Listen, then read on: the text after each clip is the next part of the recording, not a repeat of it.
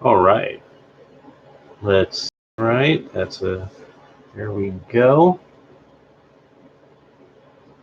Oh, look at that. Look at frames were crappy. Okay. All right. So let's take this, put it here.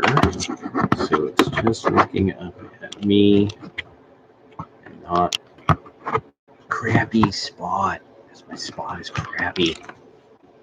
Because I'm not doing the arranging that I need to do. Really, I just need some more fucking what do you call them? Need a few more containers for some of the stuff that I have. All right, so I'm going to try to get through some of the financial state of the states according to Truth in Accounting.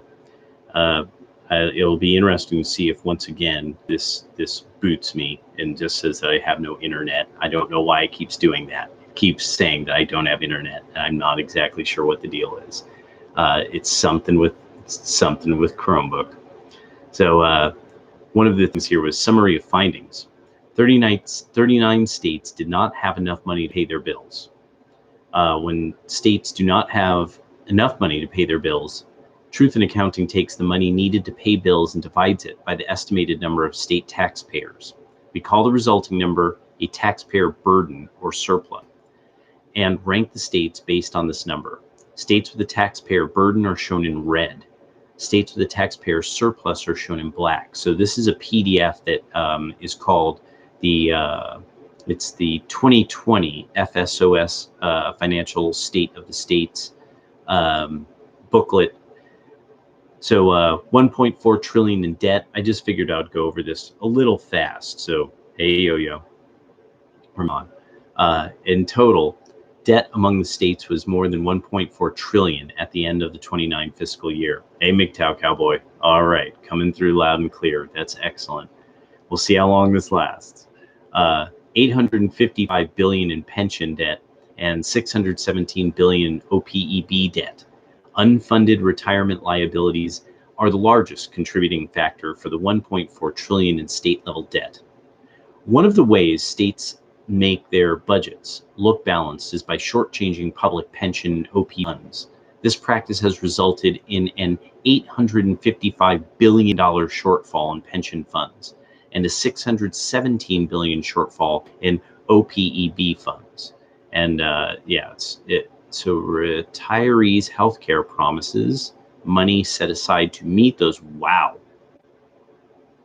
So one of the images they have, I wish I could easily do a screen share, but I can't, is a pie that 93% retirees' healthcare promises, 7% slice. So $46,357,849 is set aside. That's what's actually set aside. The liability is $663 billion. That's what's throwing me off, was the extra set of zeros. Billion. Wow. Sunshine and sinkhole states. Let's see. Truth in Accounting ranks each state based on taxpayer burden or taxpayer surplus. So the top 5 sunshine states, that remains the same rank as last year with 1 through 4, or their rank went upward. And so these are states that actually, a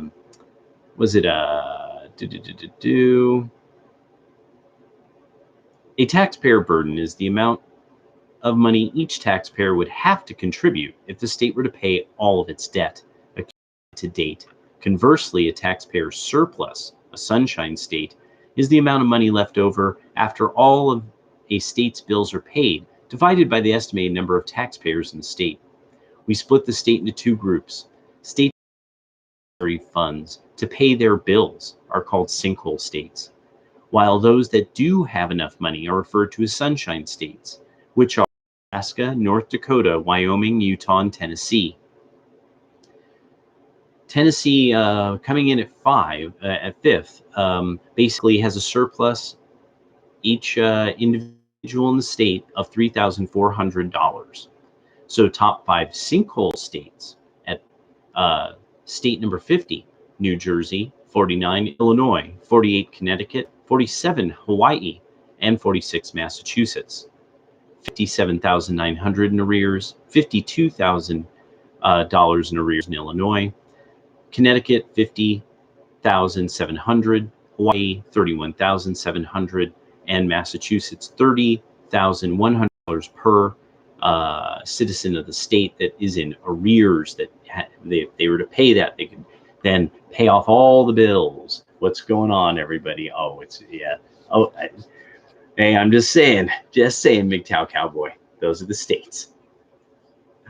Okay, so there's then some very good things that they discuss about the various states. They have a 50 state ranking chart. It's so, oh, that's weird. Okay, so I see the way they did sinkholes.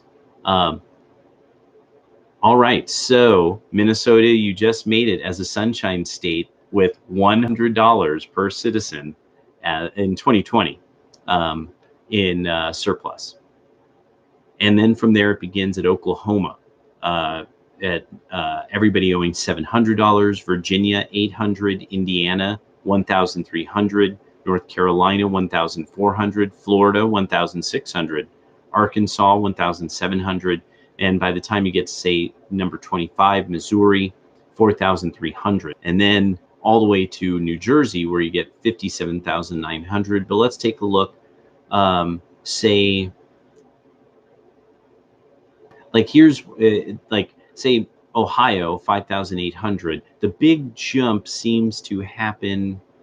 It looks really it's a pretty good even climb, but I mean it's really once you get to Connecticut that it really does shoot. So Hawaii 31,700, but Connecticut jumps up to 50,700. Grading the states. So let's see. Truth in Accounting's grading system for meaning to each state's taxpayer burden or taxpayer surplus. Government receives a C or passing grade if it comes close to meeting its balanced budget requirement, which is reflected in a small taxpayer burden.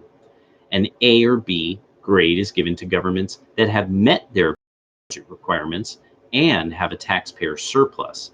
D and F grades apply to governments that have not balanced their budgets and have significant taxpayer burdens. Based on our grading system, here are the numbers of states for each.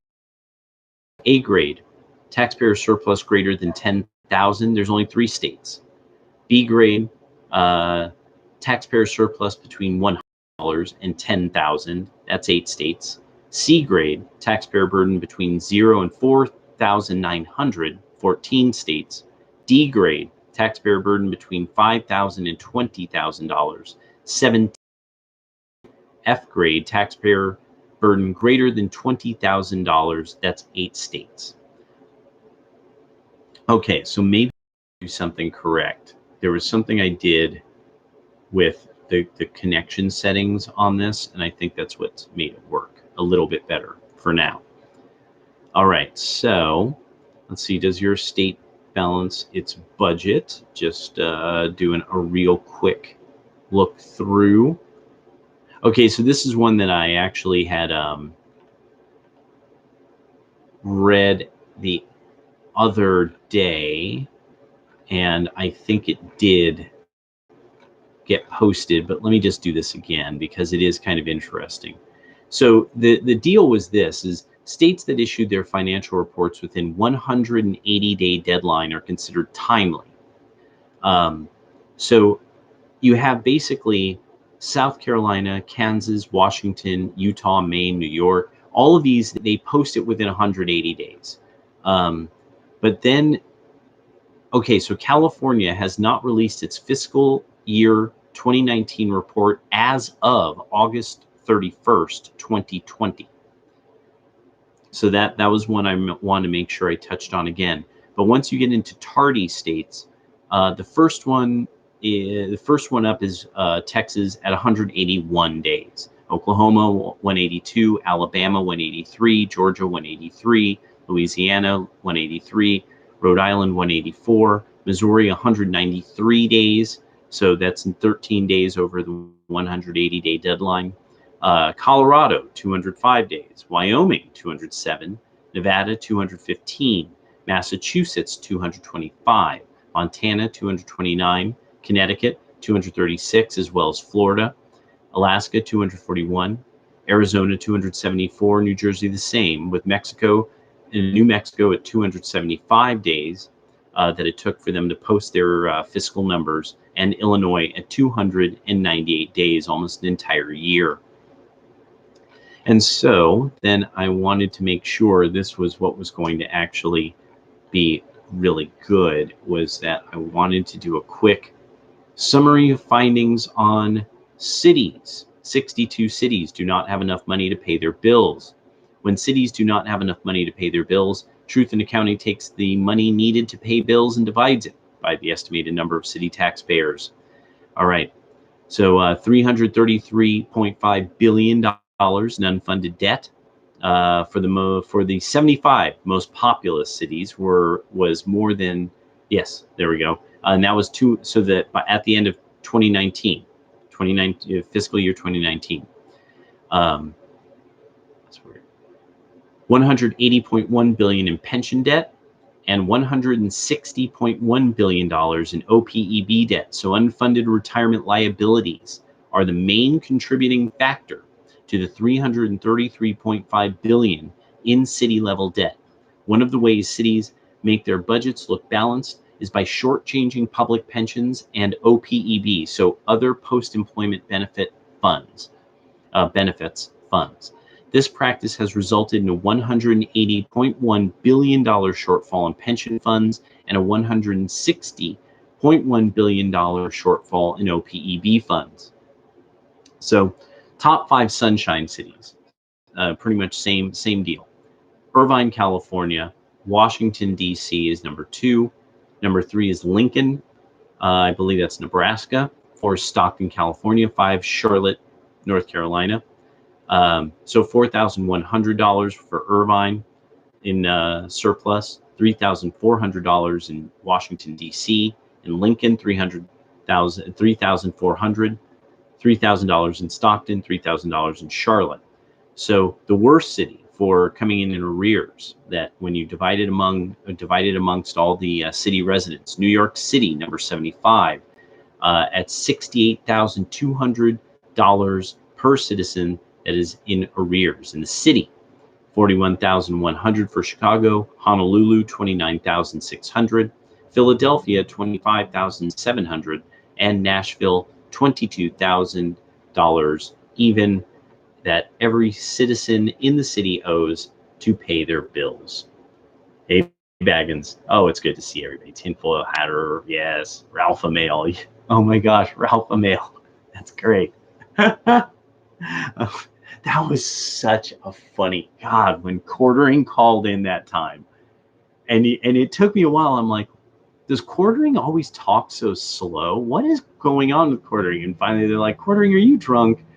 And he's like, Ralph, I love you. I am the Ralph Amail. And when he said that, was just, I was like, okay, Midwesterners are hilarious. And there's just these ways, just that's why I drank with so many Midwestern people who had moved out to the coast, because they were really fun people. 75 city ranking chart, taxpayer surplus. You basically have 13 cities, with Tulsa at 13, Wichita 12, Oklahoma City at 11, Tampa at 10, Plano at 9, Raleigh at 8, Fresno at 7th, Aurora at 6th, Charlotte at 5th. I gotta admit, Fresno's blowing me away. Fresno and Irvine, good, and Stockton. I mean, I know there's probably a bunch of people who are like, wait, what? Stockton? So, yeah, $3,000 surplus per person. Lincoln, Washington, D.C., and Irvine.